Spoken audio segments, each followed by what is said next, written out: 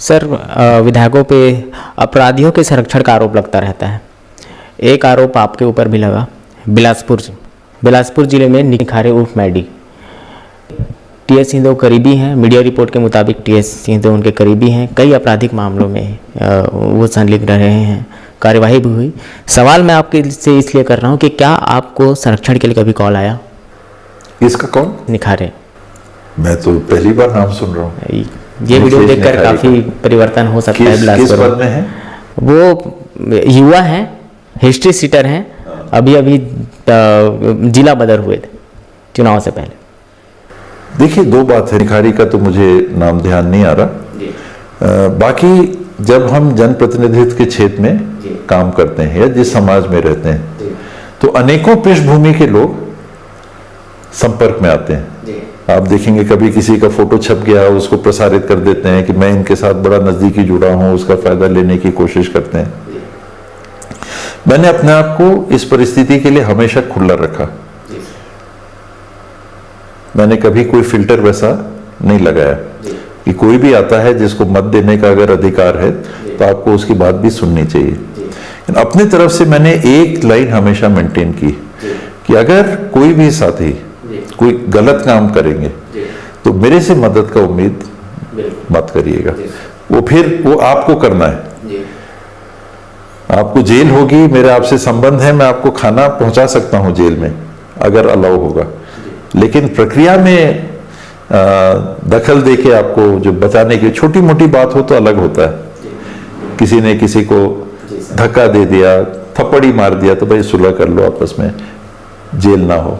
तो कोई गंभीर है तो डे वन से, और लोग इस बात को समझते भी हैं, मानते भी हैं, जानते भी हैं, और फिर भी साथ चल रहे हैं।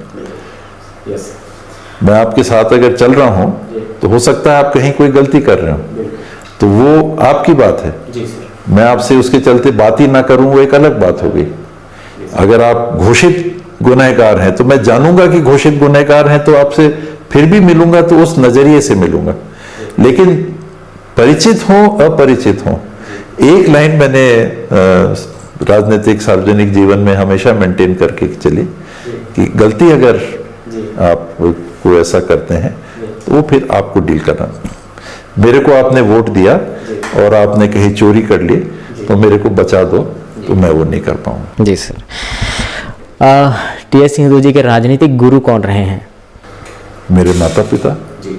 हालांकि मेरे पिताजी ने मुझे चिट्ठी लिख के कहा था कि राजनीति में मत आना। जब पहले नगर पालिका के चुनाव में लड़ रहा था, उन्हें जीवन में दो ही चीजें कही करने को, वरना पूरी स्वतंत्रता दी कि जैसा करना है आप करो। एक था कि लॉ पढ़ो, तो मैं ज्वाइन भी किया लेकिन पढ़ नहीं पाया। दूसरा उन्होंने कहा था कि इसमें मत आना चुनाव में। बाकी उन्होंने कभी नहीं कहा कि ये करो, ये करो, ये करो, ये बिजनेस करो, ऐसा काम करो, वैसा काम करो। पूरा स्वतंत्र छोड़ा कि अपने विवेक से जो निर्णय लेते हो करो। सर, आपकी रुचि राजनीति में अगर नहीं होती तो आप क्या कर रहे होते?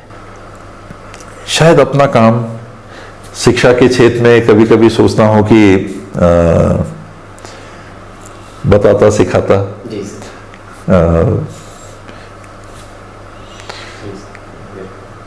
सिर्फ टीचर तो नहीं, शायद प्रिंसिपल बन के विचारों का प्रसार अगर कर सकता तो वो मेरी रुचि रहती।